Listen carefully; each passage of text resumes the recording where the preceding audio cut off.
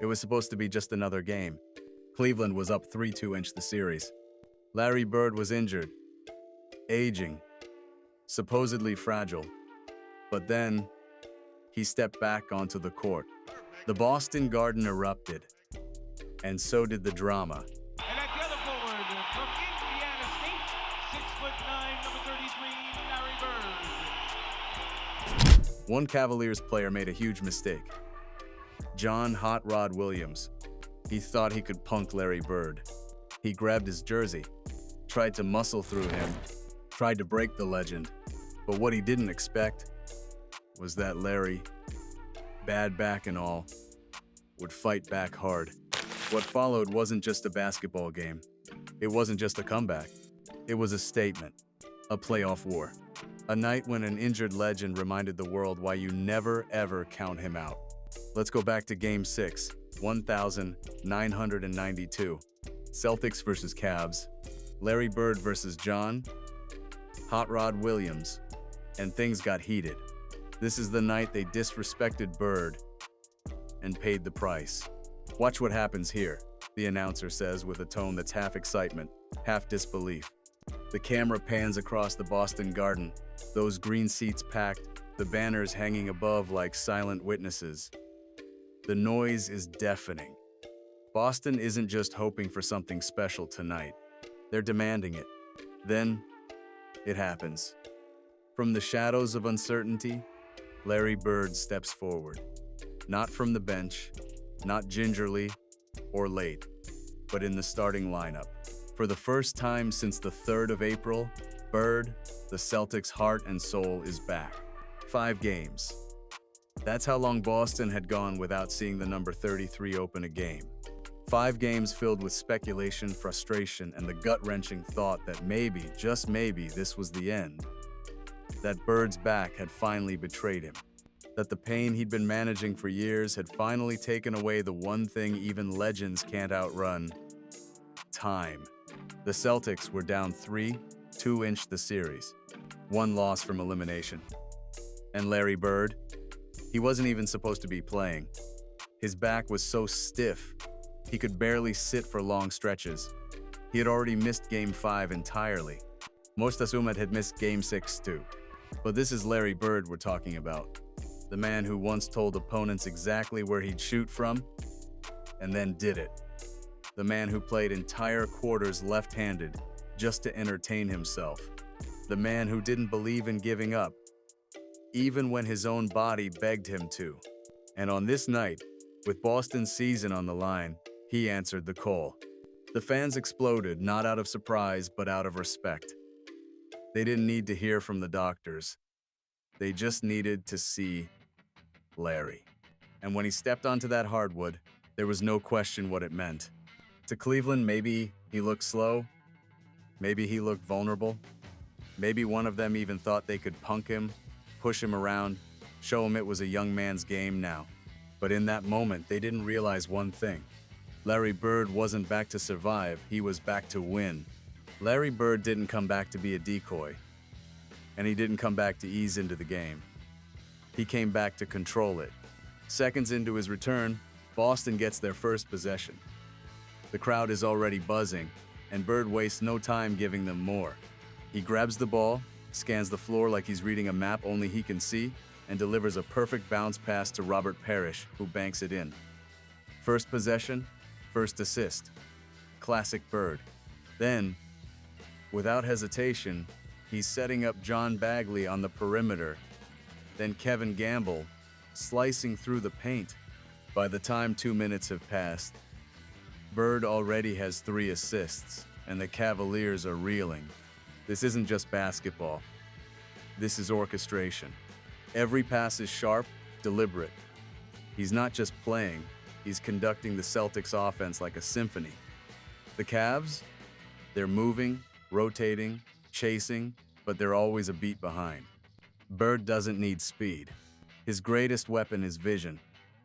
His passes don't just arrive. They predict where his teammates will be. Cutter finds Gamble. Bird continues to pile up the assists. 5 to this point. Bird notches his 5th assist. He hasn't said a word, hasn't raised his voice, hasn't celebrated once. But every touch of the ball screams, "You doubted me. You forgot who I am." Up to Bird. Wants it. Got it. It's Bird basketball. No question about it here. What a move by Chris Ford. It's paying off. Cleveland's defenders, young and athletic, try to press. But Bird's passing rips through their defense with surgical precision. He controls the tempo. He dictates spacing. He turns routine plays into scoring opportunities. And the most terrifying part? He makes it all look effortless. This is what disrespect gets you. You see, Bird's not just putting up stats. He's reasserting dominance. He's reminding every fan in Boston and every Cavalier on that court that this isn't just a comeback, it's a warning. The Celtics aren't done, and neither is he. In less than 2 minutes, Larry Bird flipped the script. From injured vet to floor general, from question mark to problem. And the Cavs? They just realized they've poked the wrong legend. And what could we see from Craig Alo's site? The one I really hated to guard was Larry Bird. He was not a nice guy. Matter of fact, there was one game in Cleveland where he was having a pretty rough first half. Larry Bird had already transformed this game with his uncanny playmaking, 5 assists in under 2 minutes. He'd threaded passes like a conductor coaxing harmony. But then came a shot that didn't just score. It changed everything. He caught the ball near the top of the arc. No hesitation, no forced motion, just pure execution. And the ball dropped through the net with an almost cinematic swish. That shot wasn't just points, it was propulsion. The reaction was instantaneous. Boston Garden erupted into madness. The stands shook. The banners, relics of past titles, fluttered overhead. There was no cheering. It was a cathartic release. A primal roar born of relief, exhilaration, and absolute belief. It wasn't just a shot. It was the message Boston had been waiting years to hear. Their legend was alive. He wasn't merely playing, he was dominating. Suddenly, the energy in the arena shifted. Cleveland's bench slumped, their confidence wavered. A timeout wasn't just strategic. It was damage control. Cavs coach Lenny Wilkins saw what was happening and called an immediate break. Not because the score was crushing yet, but because the momentum was slipping. This wasn't just a timeout on the scoreboard, it was a timeout on belief. The Cavs had underestimated Bird. They thought his injury hampered his presence. Bird proved them wrong in one swing of his arm. Now the Garden was alive in another way. Every pass, every cut, every dribble caused a tremor. Boston fans began chanting, rallying behind their hero. The floorboards rattled as if resonating with Bird's heartbeat. In that cacophony, every opposing player felt it. This house belonged to someone else. Bird had subdued Cleveland with vision. Now he'd demolished them with presence. But why did that single jumper carry so much weight? Because it was the culmination of doubt, pain, and redemption. He'd missed Game 5. He hadn't started this one. He was rumored to be done by fans, by analysts, even by some teammates. Yet here he was, hitting a signature shot that caused tremors not just in the gym, but in the narrative of NBA history. Boston had seen greatness before, but this felt different. This was a reclamation. This wasn't nostalgia.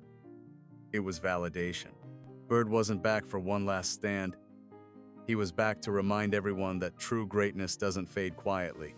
Cleveland tried to respond. They pushed, they pressed, they doubled, but a legend like Bird doesn't break.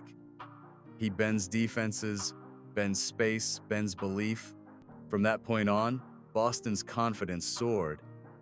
Every Celtics pass found its mark. Every Cavs mistake magnified. Bird's previous assists took on new meaning. Suddenly, every assist he had was backed by momentum, intent, and fire. He dominated with orchestration. He electrified with shot making. And most importantly, he spoke through action. After that jumper, Cleveland realized they'd underestimated a man who refused to be diminished. Larry Bird showed up injured. He refused to retreat. He made history anyway. And that left-handed pull-up jumper? It didn't just score 2 points, it sparked a wake-up call. If you thought Bird was done, he just reminded you he's far from it.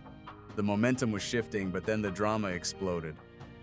Cleveland decided to send a message. Not a basketball move, but a test of wills.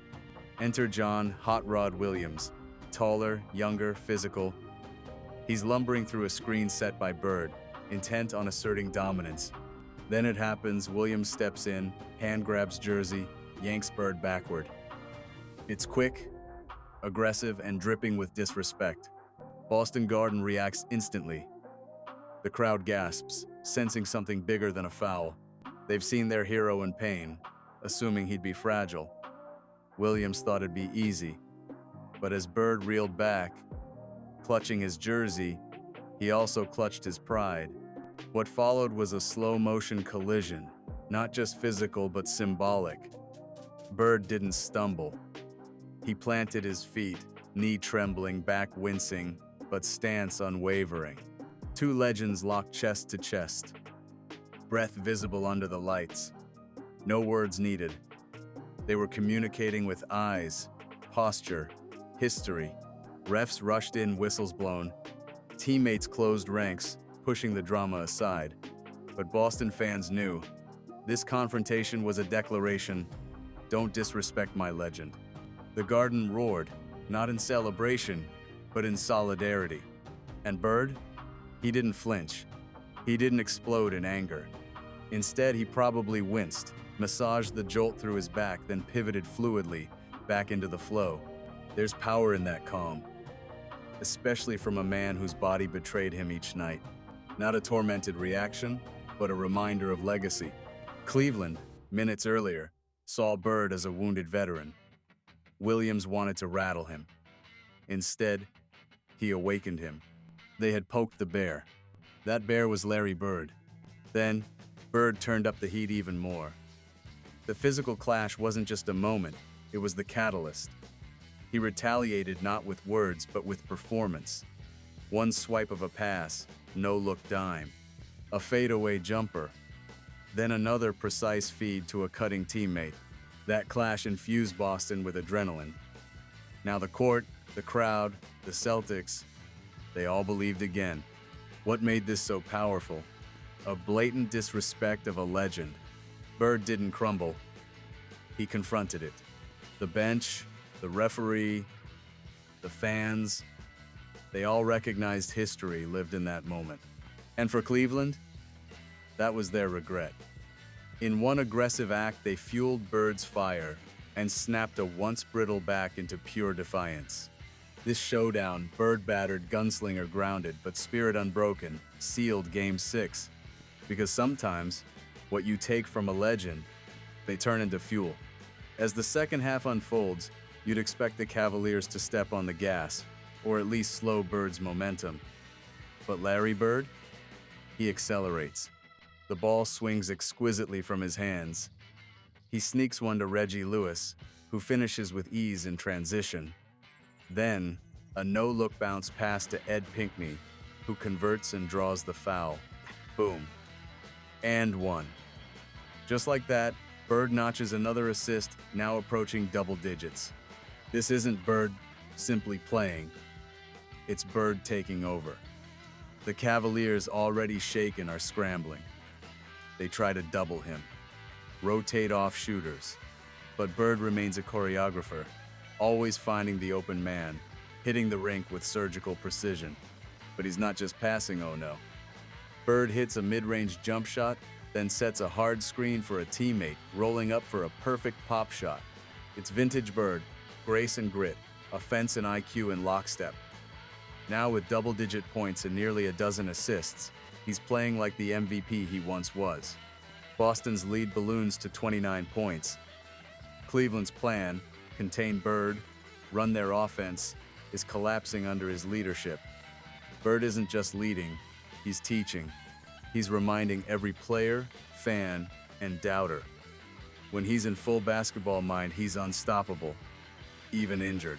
Remember, Bird was coping with a chronic back injury that had plagued him for years.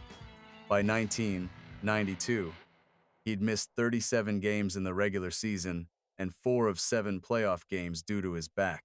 Most veterans might have eased off. Not Bird. Cleveland's defenders look confused or defeated. Their rotations are slow. Their energy flagged. Bird has turned the tide completely. The court belongs to Boston again, and Bird is the reason.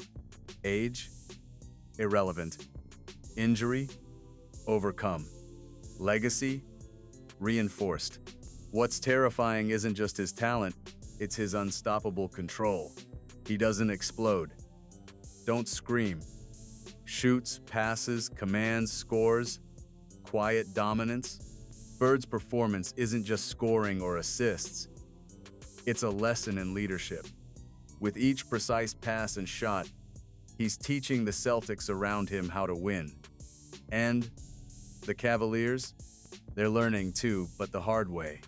Every time the ball finds Bird, he transforms offense from routine to symphony. He breaks defenses to bits. He builds momentum like no one else. This performance, at age 35, with an injured back, affirms why Larry Bird is Larry Bird. He didn't enter the game.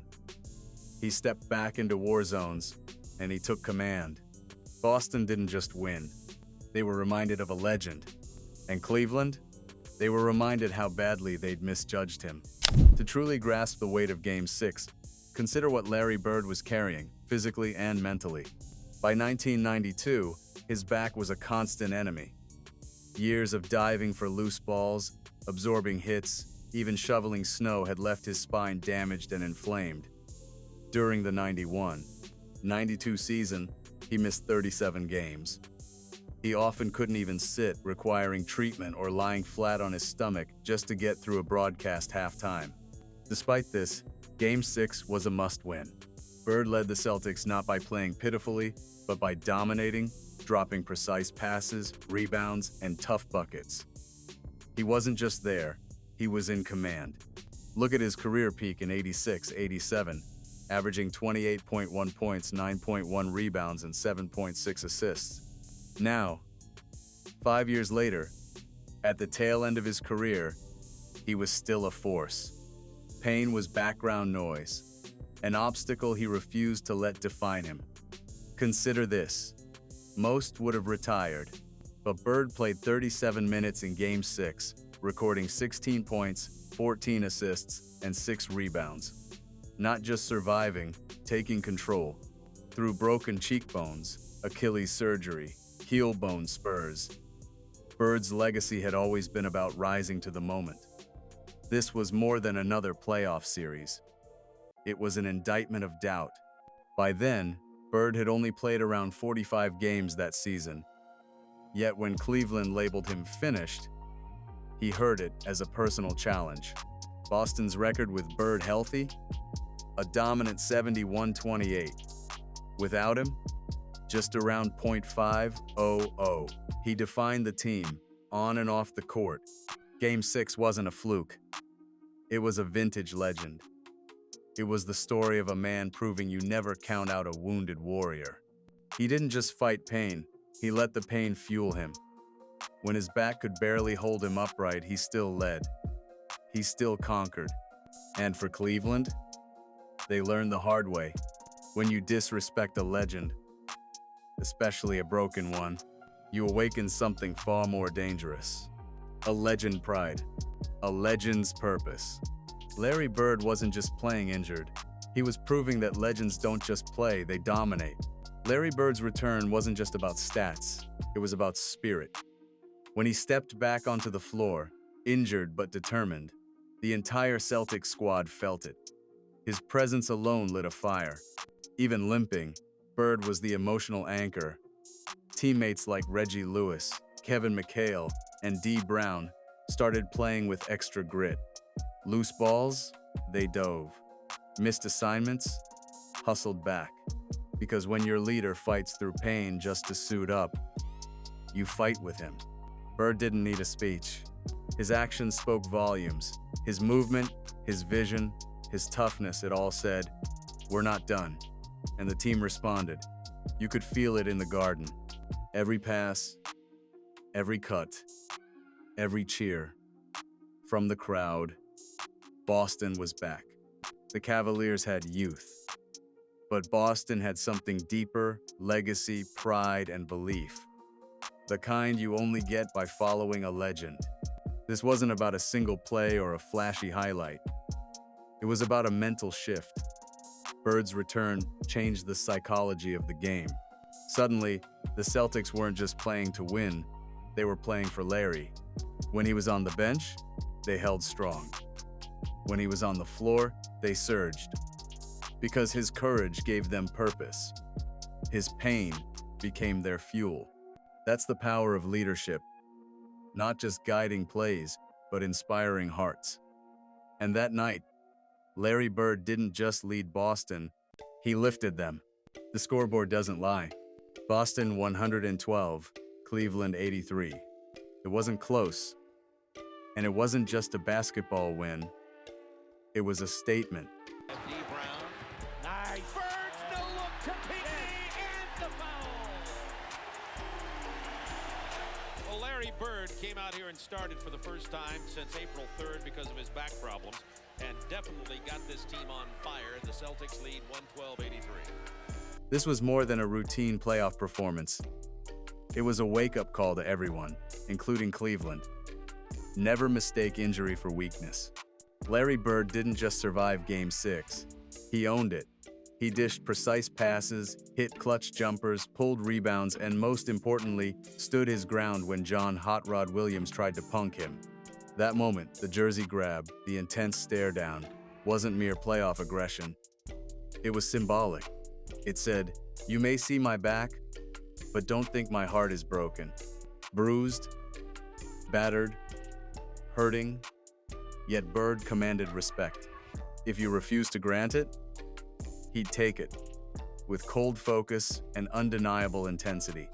This wasn't trash talk, it was quiet authority, the kind only a legend can project.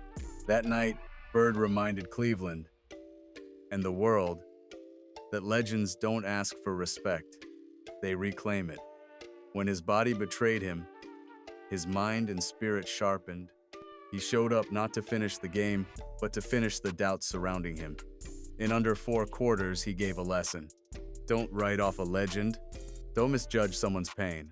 And never underestimate what someone with a legacy and purpose can do. What Cleveland misread as weakness was transformed into pure power. Larry Bird wasn't playing injured. He was playing inspired. And the result? Not just a win, but a message burned into NBA history. And every player who follows, legends never go quietly. Even broken, they roar. So, what happens when you disrespect Larry Bird? Even when he's injured, you get embarrassed, outplayed, outclassed, and left staring at a scoreboard that reads 112-83. Don't let the back brace fool you. Bird wasn't just a player, he was a force. A man who turned pain into power and delivered one of the most underrated revenge games in NBA playoff history. If you like this video, don't forget to press the subscribe button and ring the bell to receive notifications about the latest videos from our channel. Please, leave your comments and suggestions below in the comments section, and don't forget to share this video with your friends. This action also contributes to motivating us to work even more diligently. Have a great day.